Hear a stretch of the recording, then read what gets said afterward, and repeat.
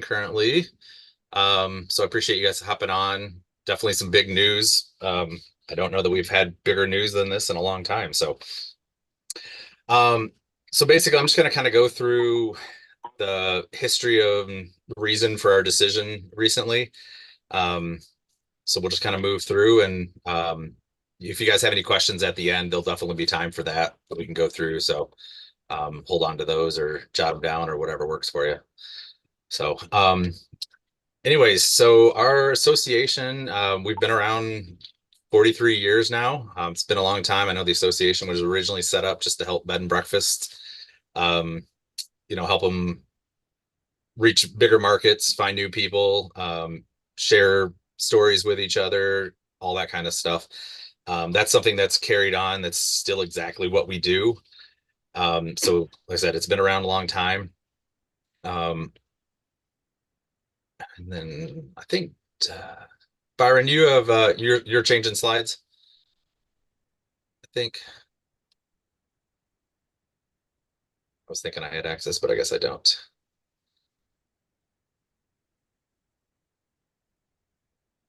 There we go. All right. Um, so part of the reason that this thinking has come up is, if you've been in the industry for a while, you've probably realized that it's kind of a shrinking industry a little bit. The majority of that reasoning is a lot of B&Bs that have been around. The innkeepers have had it for a while. They're retiring as a B&B. They sell as a traditional home. So we're really just losing them through attrition. There's a lot of other factors as well. Really, the cost of real estate has become a big issue for that as well. That's one of the bigger reasons for it. The upstart costs of new businesses have gotten really expensive. OTAs are taking a bite out of everything for anyone that uses them.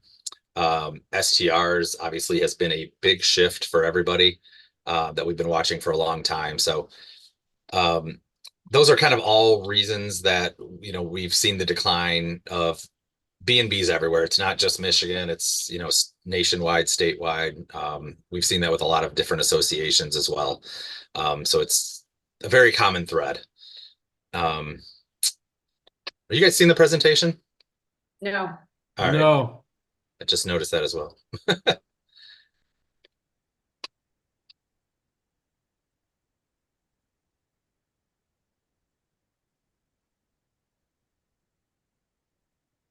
Sorry, everybody. We'll get that popped up here real quick.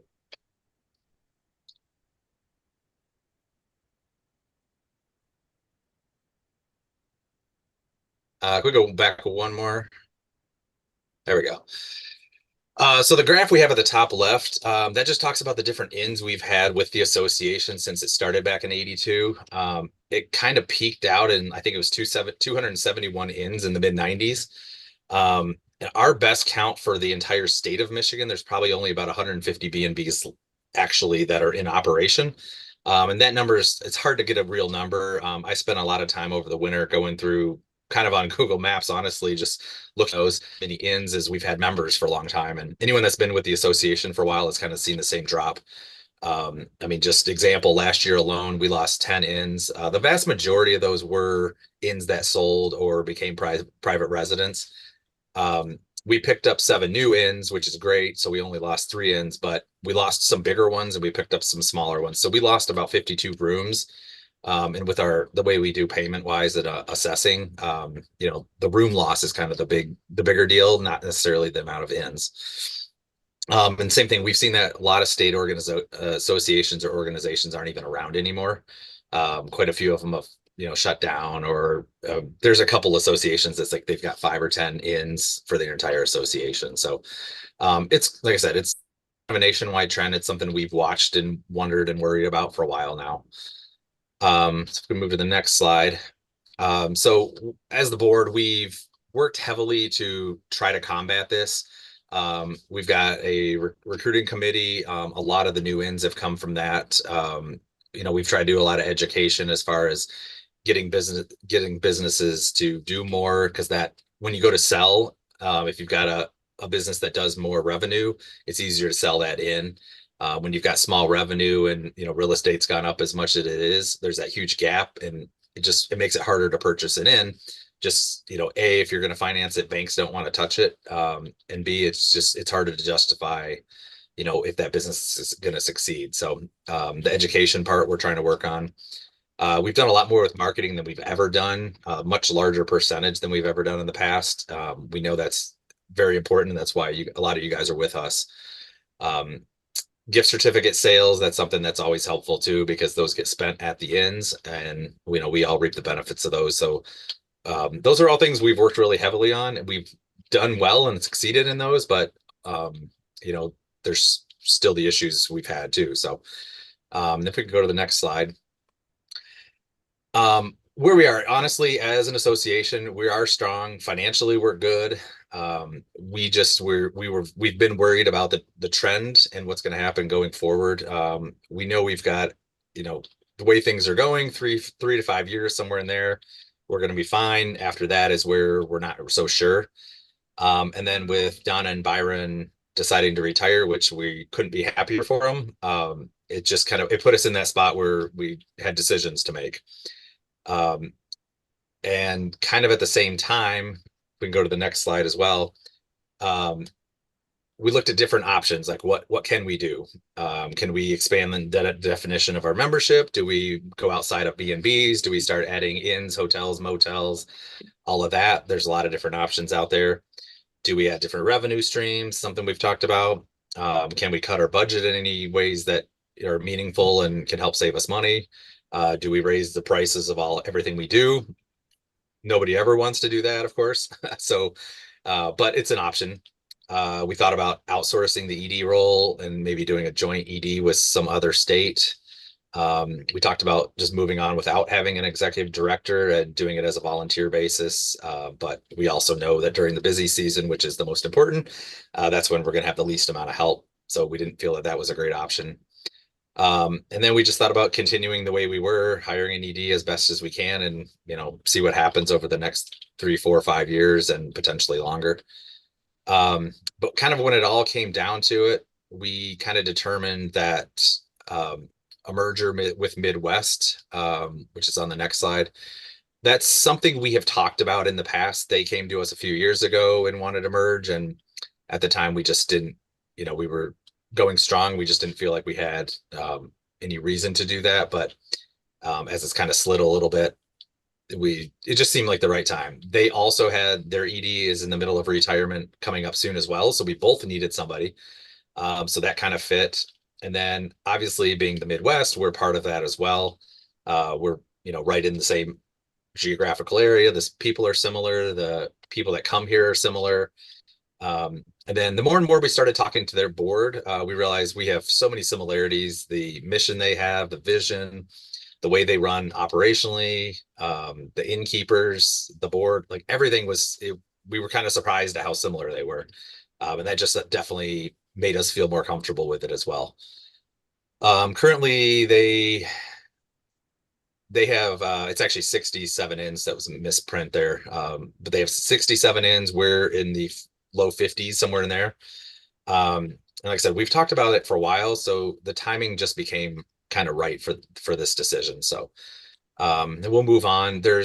We looked at the upsides to it, and we looked at some of the challenges with joining them.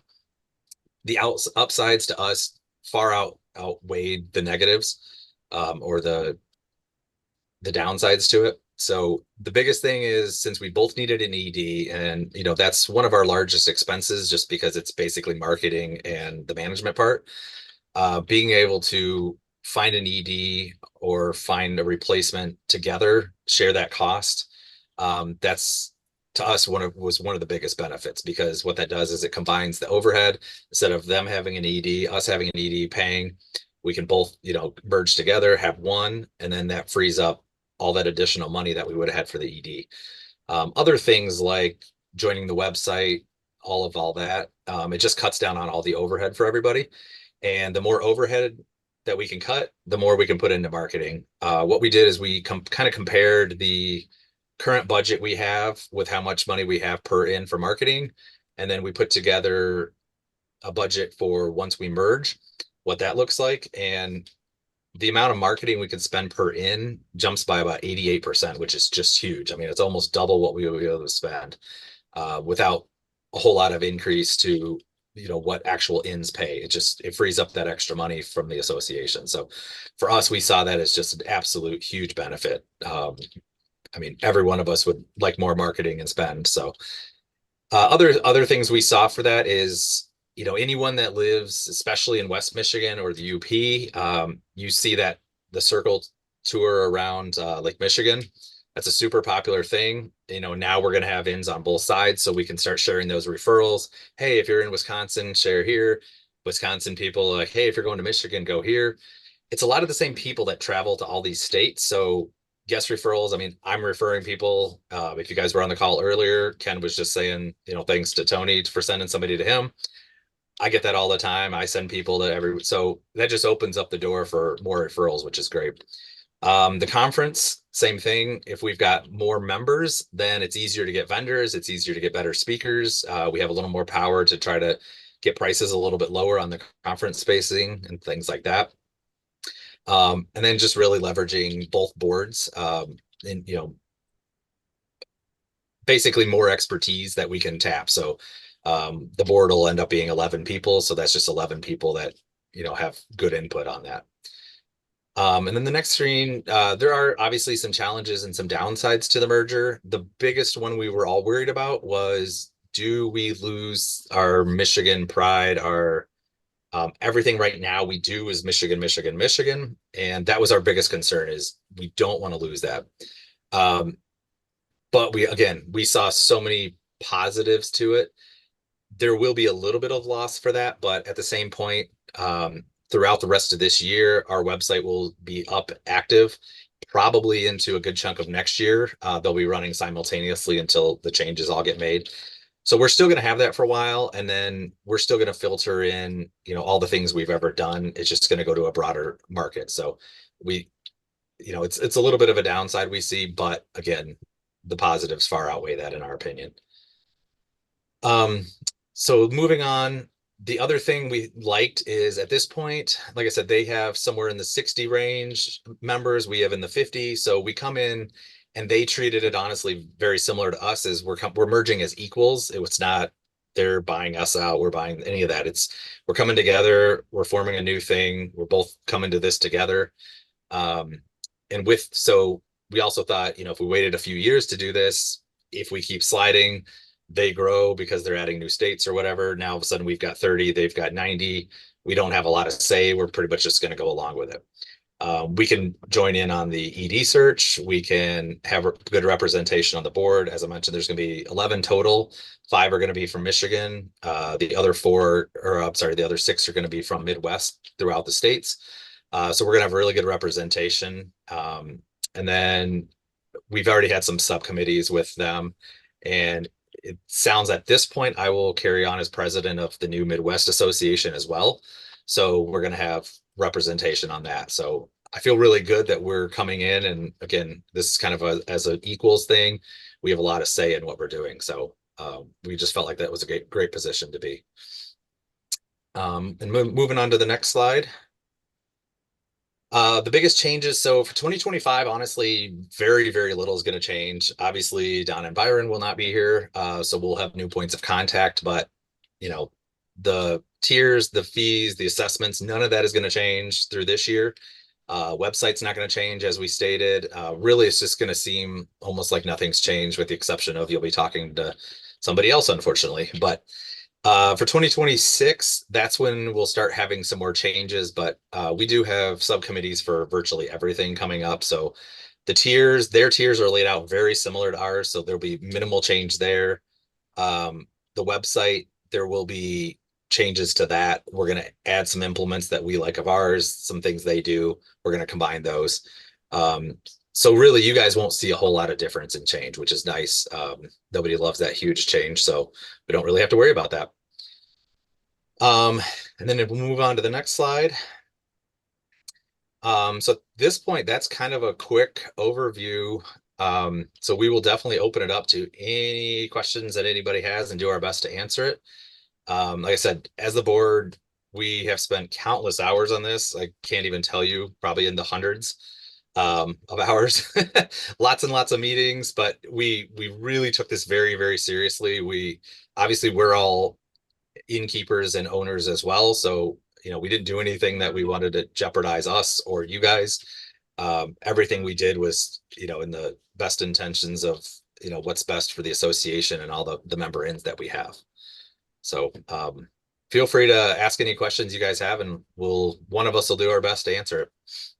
Yeah, I don't so much have a question, but just a comment that, I appreciate all that time that the board took at trying to figure out what was, the best as far as long term, kind of looking ahead.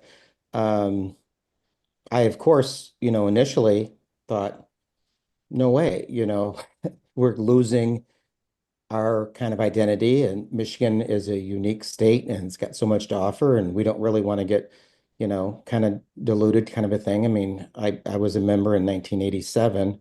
But I think that as you conveyed very clearly, that things are kind of changing. And I think that, you know, it's not like we're joining up with, California or, you know, we're in the Midwest. And so it's kind of going together. And so I look at it as something that's going to kind of keep the members going, and anyways, I just kind of appreciate all the work that you guys went into it. And I think that it's the right thing, even though initially I'm not one that responds well to change.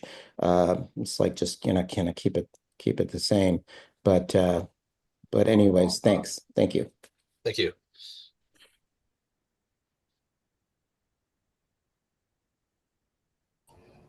Okay, so Brian, this is Kirsten. Can you hear me? Yep.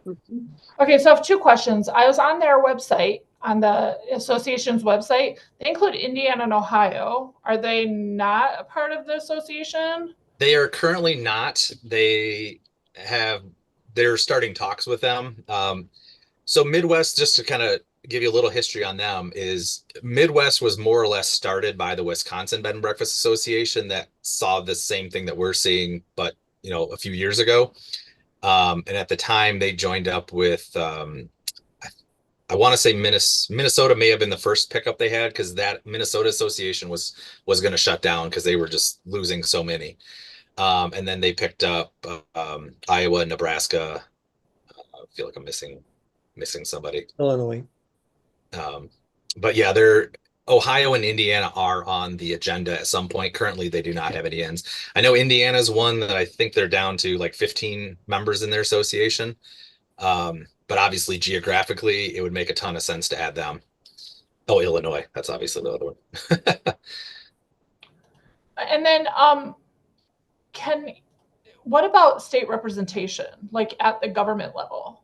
Like, how do you, in such a big association with so many different states, how are we represented by this board with what the legislature is happening here in Michigan?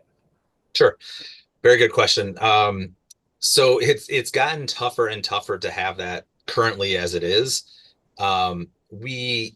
So the other decision that's come up real recently with the executive director search is we're actually going to go with a management group as opposed to a specific executive director. And the group, they're out of Wisconsin. They deal very heavily with a lot of other associations, including one of their largest is the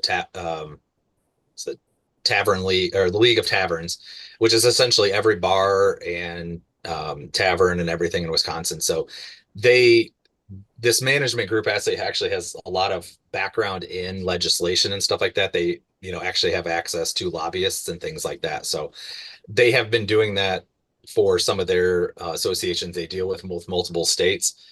So they'll just basically add Michigan to the list of states that they're, looking into and following up on. We haven't had a whole lot of the lobby part of it that we've had since Patricia. She had a background in that from years ago, for anyone that's been around. It's just really tough to do a whole lot other than keep up on what's going on and send the emails and letters and calls that we all do. And that'll continue the way it is. It's just going to get added as a duty for the management group.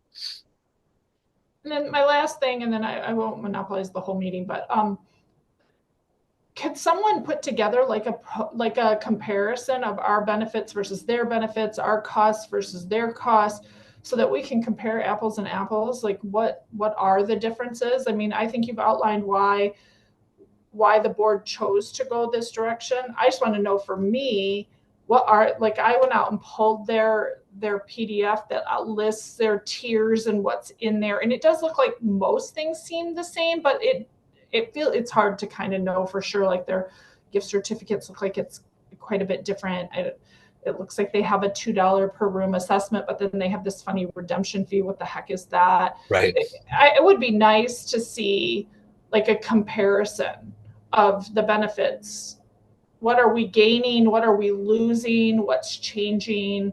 And then cost, of course. And do they do theirs like we do? Could you do it monthly, or do we have to pay their dues all at one time? Like what does Sure.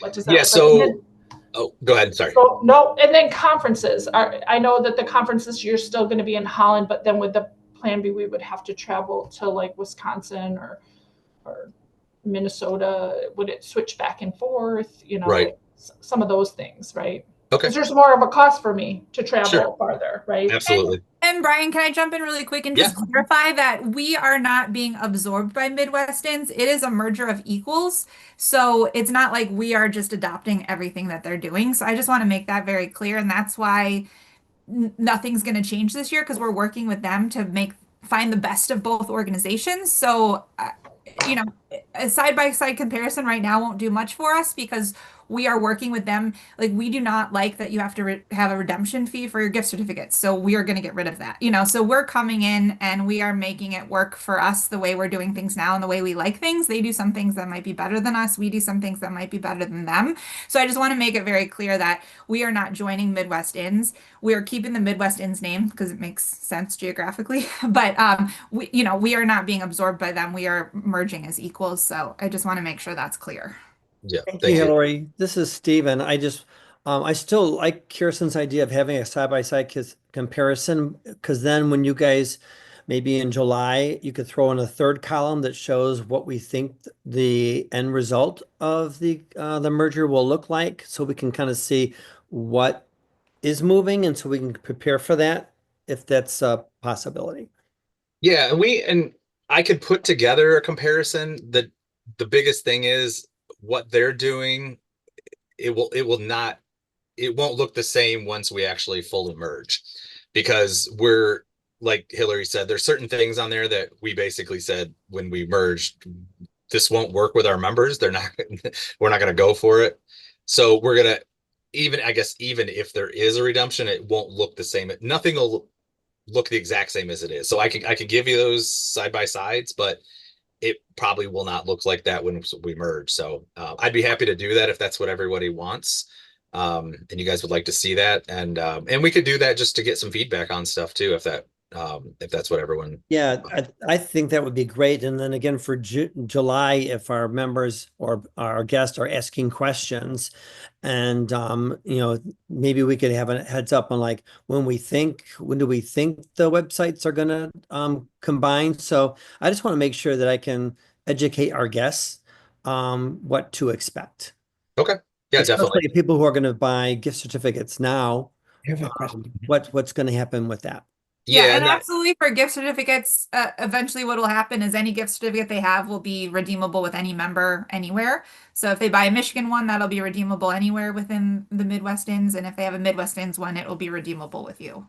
Yep. Thank you. So that's kind of the beauty, is we picked up, another chunk of gift certificates that could be redeemed here. So yeah, that's not going to change at all. And then even, like I said, I know for sure through the end of 2025, the website will be up fully operational. And I suspect probably until middle of next year, it'll probably still be up. And then even once it is a combined one that we've worked on, it'll redirect. If you go to, MichBnB, it'll redirect over to Midwest, and or there'll be a page that says we've merged. We haven't figured out how we're doing that yet, but the name will at least stay live for quite a while until it becomes commonplace. But no, Great. Our website's way better. Yes, agreed. Yep, Our we've had that website is- discussion. You have to go a long way to find the inns. Like Yep. I was clicking around, you have to, like, even if you go to the state, you know, where to stay, and you go to the state, and you have to scroll way down to get to the inns. Like, I want to be prominent on that page. Yep. And that is, so We have that's a one of way the better subcommittees we way. have is the If we website. can get a list of the goals. And they kind of agreed to that. They liked a lot of the aspects. So the Jeff Logan that did our website, he also did theirs. He did theirs first, and then he kind of took their template, if you will, and used it for ours, but then tweaked a bunch of things. And that's kind of what he does. He's like, he always takes one, and then every one he does gets a little better. So yeah, it'll probably look more like ours and function more like ours. So I have a question. Actually, my husband had a question. He had to leave, but he wanted to see what are the list of goals. So what is our goals for this merger? Like what are we looking at getting out of it and stuff? So that he just was wondering. Sure. I mean, the biggest goals we had as a board when we were looking at doing this was the longevity of the association and the return on investment for every one of our members. That's where that 88% increase in marketing dollars, that is just such a huge number that we couldn't get past that.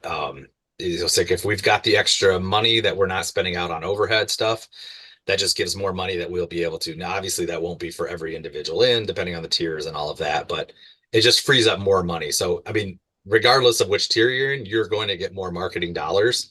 So that's the biggest goal. And I mean, the end goal we always have is to get your in out there and get people to stay with you guys. That's Right. the number one goal we've always had. And that's the nice thing too. When we started talking with Midwest, I mean, their goals align so closely with ours that it was like, man, we've got the same philosophy, which is fantastic. It made it feel a lot better.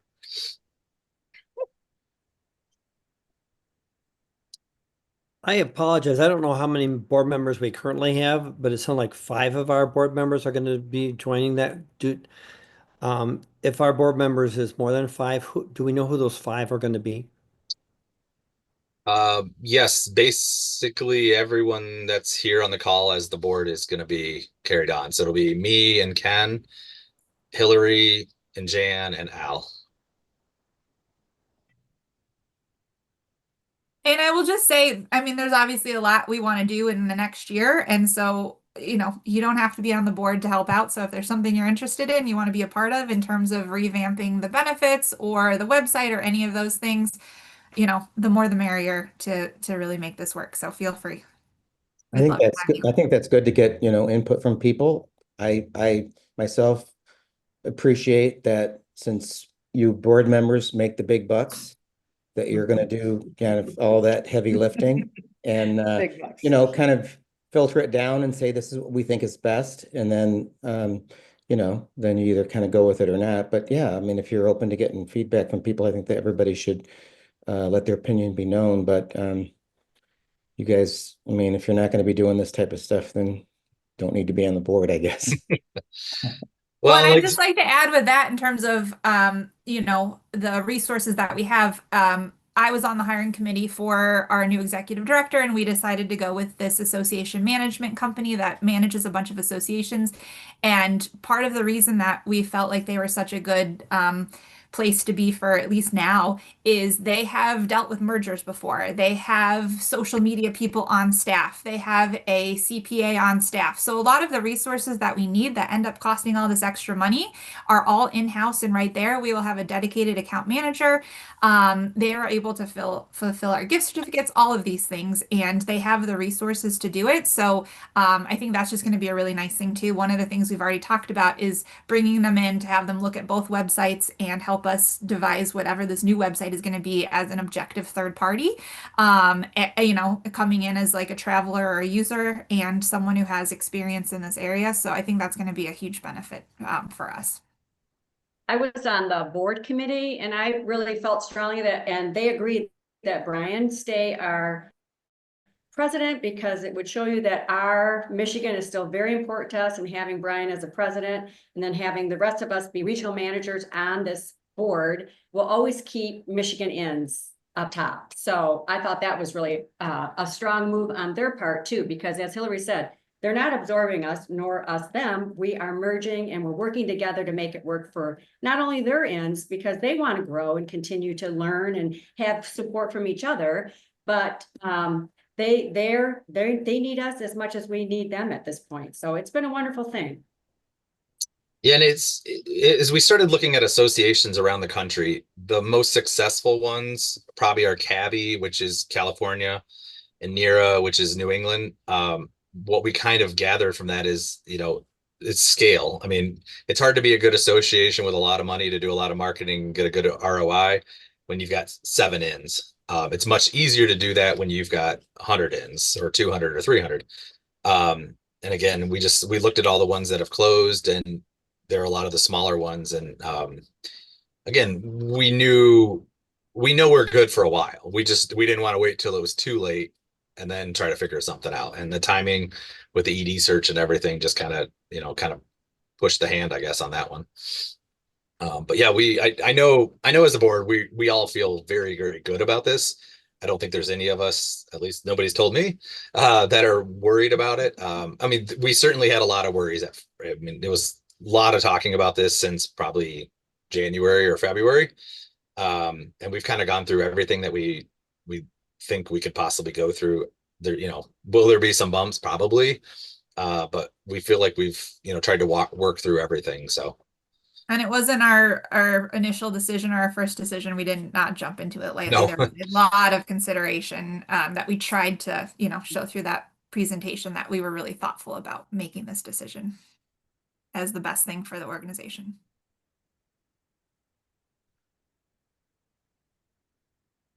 Anybody else have any other questions or comments, or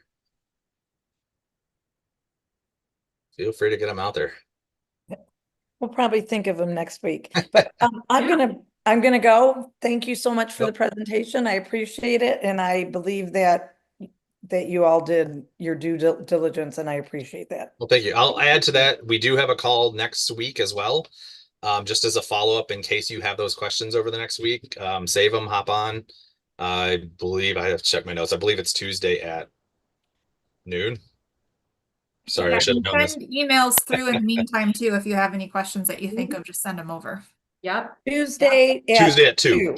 Tuesday Yep. at 2. Sorry. Tuesday at 2. Yeah. So yeah, feel free to hop back on that, and we'll just basically be here to, field questions. And, we do love, that you guys have things you want to see and talk about. And, we'll definitely bring those in when we have these other committees and talk about that to try to, do the best that we can for all of our members. All right. Thank you. Good afternoon, everyone. You too. Can I ask if the board members could introduce themselves and tell me like the name of their inn and what town they're in? Sure. I know Jan Smith, but that's all. That's I all know. you really need to know, Stephen. So go ahead, Ken. Ken Andrus. I'm Leonard at Logan House in Grand Rapids. I'm Hillary Stifler. Actually, I know Ken too. Yeah. Yep. I'm Hillary Stifler. I have Garden Grove Inn in Union Pier, Michigan. In Union Pier? Yep, down in the southwest corner. It's basically Indiana. Very close. Brian, I've got Looking Glass Beachfront Inn in Grand Haven, Michigan, and newly acquired Inn of Saugatuck in Saugatuck. And Brian, what was your last name? King. Thanks. You're welcome. Do you want to speak for Al? Yeah. Yeah, Al Heminger is also on the board, and He's he here. has Hotel Saugatuck in Saugatuck and the Huron House in Oscoda. Which I'm here too. I can. Oh, He is here. now you owe me an introduction. Thank you. Welcome. We need representation from the rest of the state. You guys are all on the coast. Yeah, Jan's got the whole east side covered. Yeah. Well, that's true. Jan gets the you get us all. You get the rest of us. Well, Jan's got the southeast and Al's got the northeast. Northeast, yeah. Yeah. We do think about that when we have board members, we'll say, but we just haven't had enough people from the east with interest. So we've tried.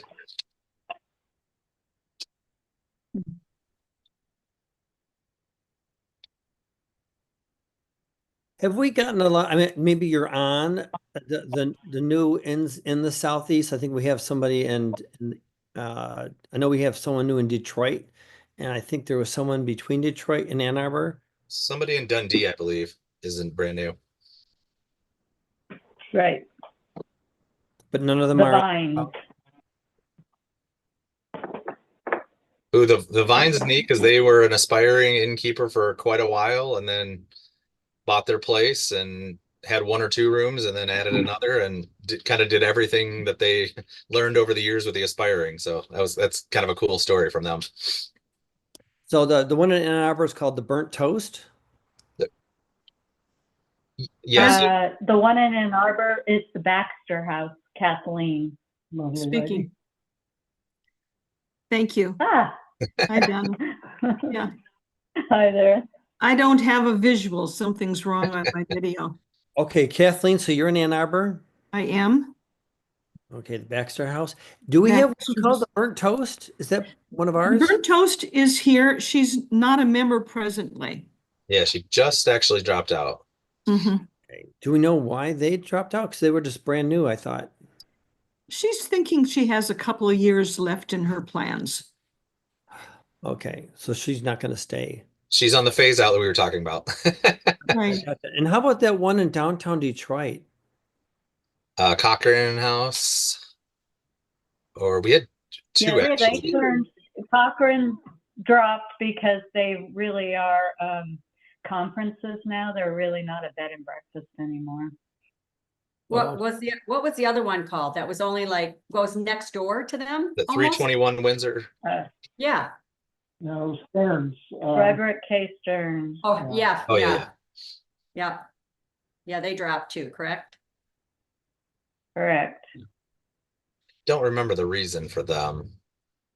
I don't know how best to do this, but I do know that we all get questions from people that are traveling the state, and it would be so much better if we had a essence of each other.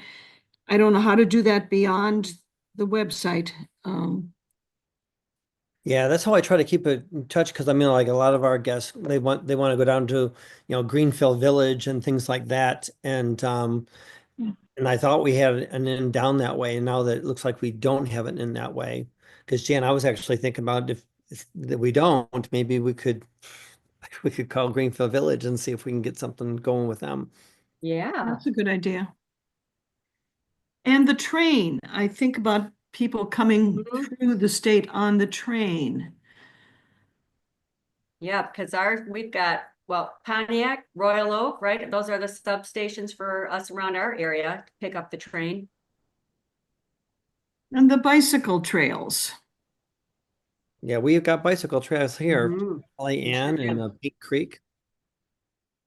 Yeah, so I mean, that being said, if you guys know any bed and breakfasts that are not members, definitely send those and we'll do our best to talk to them. And, we're always looking for referrals on that kind of stuff.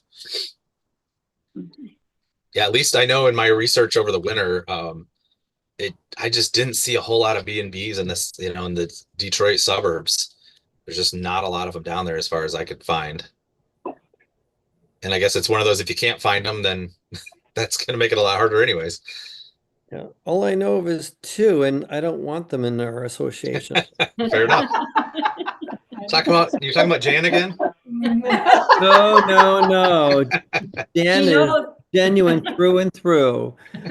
There's one in Clarkston that's really not very nice. And I saw them. They're on my list of B&Bs, but yeah, and then there's one up in Lapeer that our guests have said they won't go back to.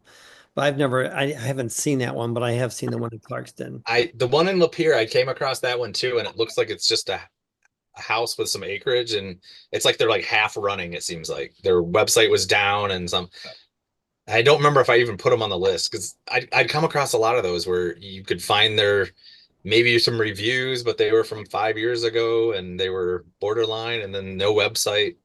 So yeah, there's a lot of those like half running B&Bs.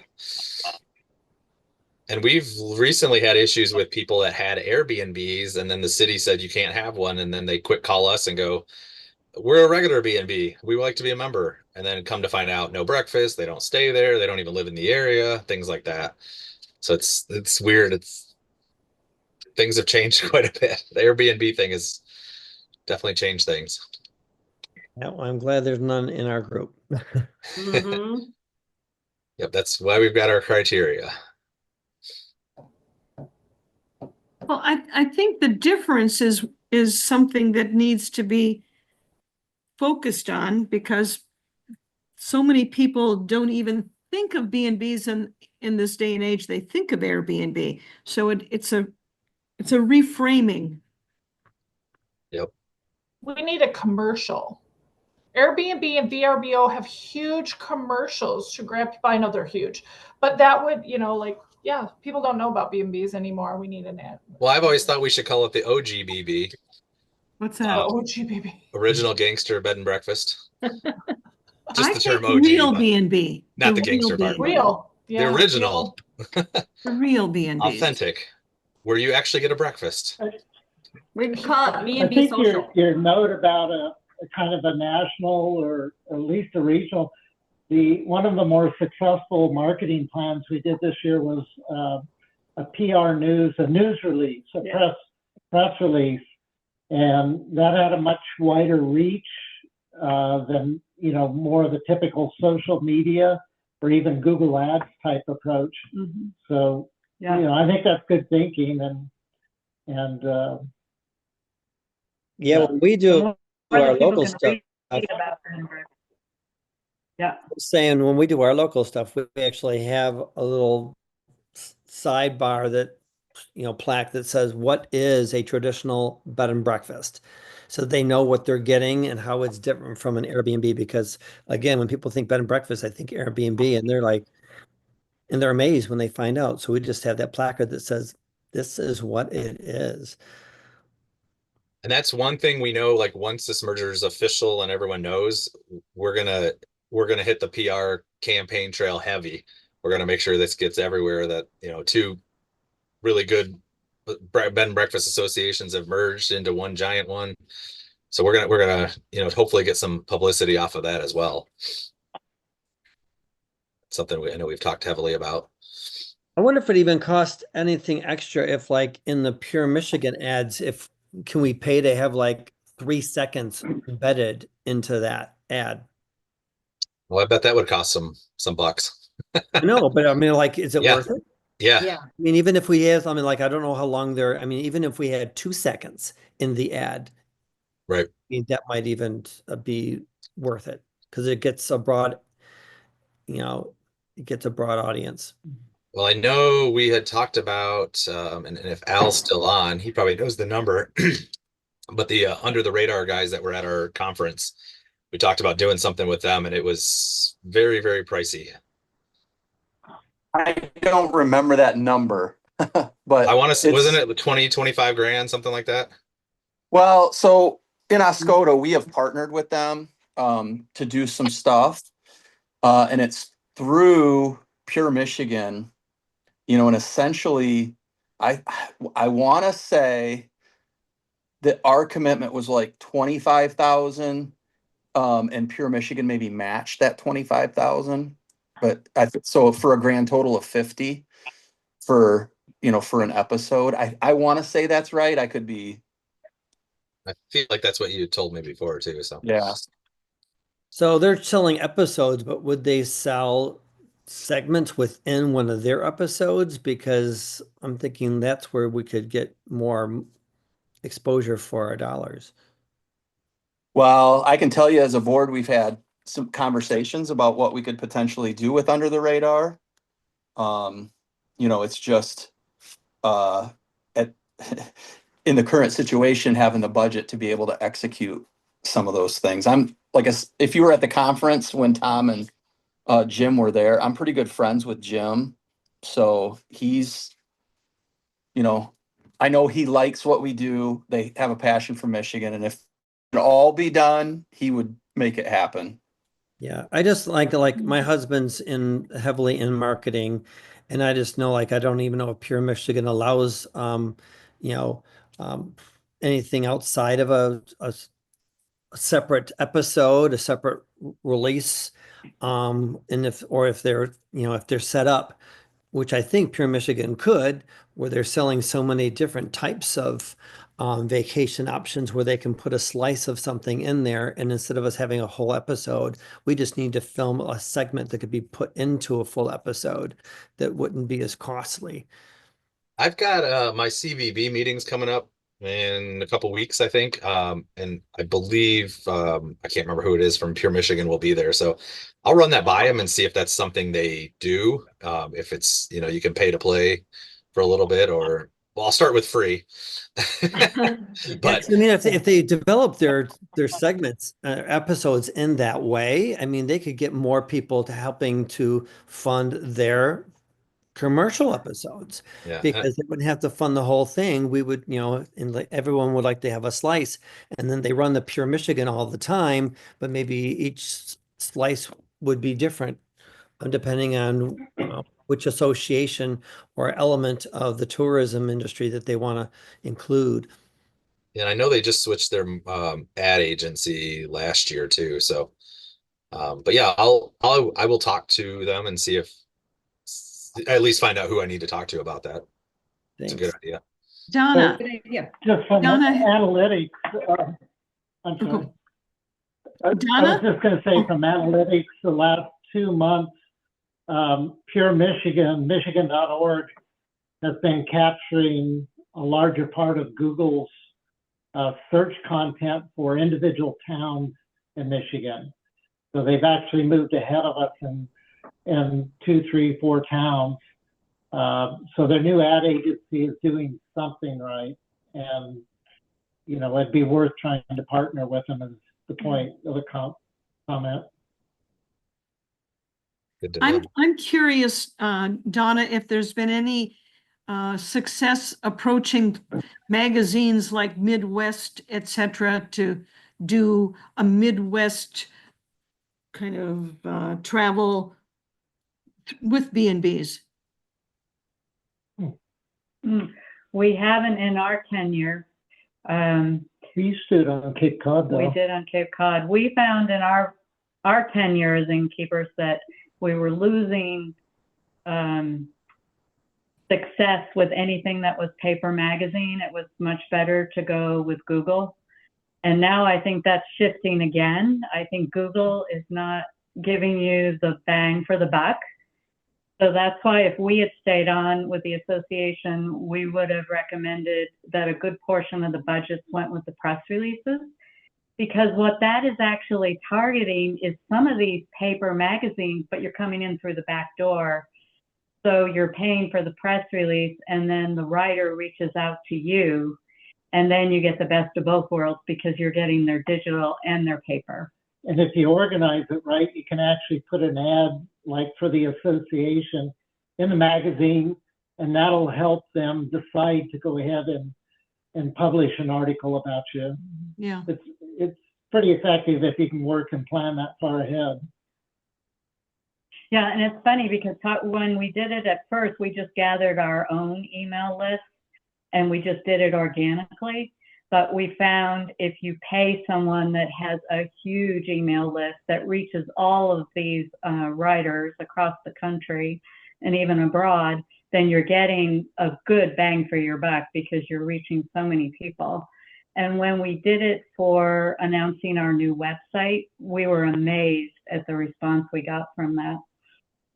And that's definitely something we're going to leverage with the merger too. Well, and I just want to say, yeah, Yeah. I think there are so many amazing marketing ideas out there, and I think having the minds from both associations as well as the Wisconsin Association Management that's going to be taking over the ED role will have like so many more resources with which to identify the best opportunities to spend the more money that we have to spend on marketing. So I think all of this is great, and that's for sure the direction we're heading, so we can really leverage, putting MidWestInns and all of our individual inns out there for the best possible reach and level of awareness. We've always had good ideas. It's the money part we haven't had. So we're hoping that they will have both now. Yep. This is a good conversation. I appreciate it. This is the stuff that we always want out of these calls. So we can have something from the members that we can go forward with too.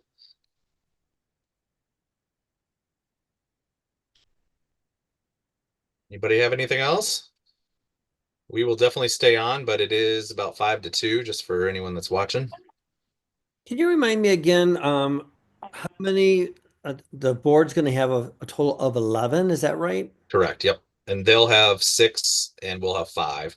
Theirs will be spread between, I believe, 3 separate states. So they'll have Wisconsin. They have a couple Wisconsin people. I think a couple Illinois and Minnesota, if I'm not mistaken. So no one from Iowa or Nebraska are on their board? At this point, I think they've only got 2 or 3 inns in Nebraska and similar in Iowa. So they just don't have enough representation yet. But some of those they just picked up. It was basically Illinois, Wisconsin, and Minnesota to start for them. And then they've kind of picked up a couple other ones. And then we know Indiana is probably the next one they'd like to see, just because obviously it makes sense to fill in the map around the corner and then kind of go from there. But I mean, there's not huge plans to let's go get everybody right now. We're going to work through the merger first, get everything figured out, and then kind of go from there. But the general thought was, however this shapes out long term, we want representation so even if they're not on the board, there's still going to be regional, like for Iowa, they do have somebody that's a regional rep that covers Iowa, and I don't remember who they're with, Illinois maybe. So you still, you would have an individual you could call that covers your state as well. So we just want to make sure there's representation for every state. Obviously, being bigger with Michigan, we're going to have board members and regional reps as well.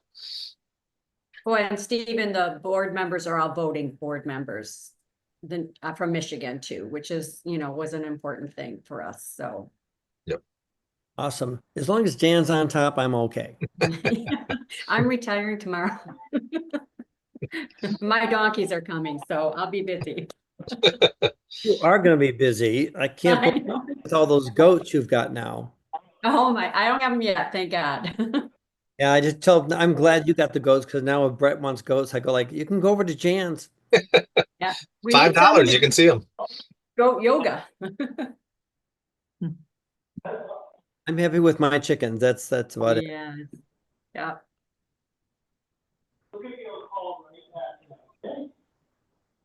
All right, Brian, what do you think? Yeah, I think if nobody else has any questions, and like I said, I'm happy to stay on if anyone does, but if not, we can end this. And like I said, we will be doing this again next week for any follow-up.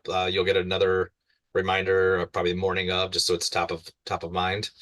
And like I said, write down those questions, or you can definitely send them as well to me or anybody. And then we'll follow up on those. And if not, we'll just have a good discussion. So thank you, everyone. I appreciate it. And I'll stay on for a few minutes again. And you're welcome to hop off now unless you have any other questions. Thank you. Thank you. Kathleen. All right, guys, I'm leaving. See ya. Bye. Thank you, Jan. Hillary, can you remind me of the name of your place? It's called the something house? Mine is Garden Grove Inn. Oh, ooh, I had a total. You're in Union Pair. Yes. Garden Grove Inn. Now that you know those, we expect likes on all of our social media from you. Hey, I like every single post that Jan puts out there. I try to do that with everyone I follow as well. We can all help each other, because the more likes you get, the more it goes out. So it's a good thing to help each other. And Ken says the Logan house? Leonard at Logan. Leonard at Logan. Yep. Because he's on Logan Avenue, I believe. He's not here, so I'll talk for him. But yeah, it's the Leonard House at Logan, I think, is maybe the official, but Leonard there. At Logan. Yes, Leonard House at Logan. Leonard. Excellent. And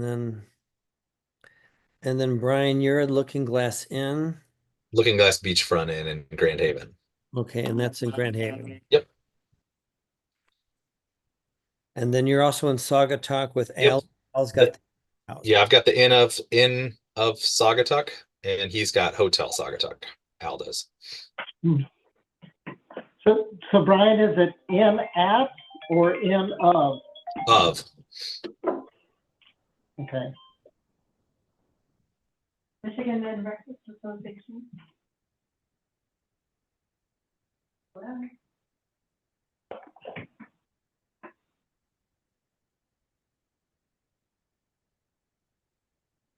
Awesome. Well, thanks everybody, and I guess I'll talk to you guys. Someone said noon, but isn't it 2:00 next Tuesday? 2:00. Yep, Tuesday at 2. Tuesday 2. Yep. Thank you. Appreciate all your questions. Hey, you're welcome. Glad to meet everybody better. Thanks. We'll see you next week. Bye. Bye. We want to end Nice the recording. presentation, Hillary. Do we want to end the recording?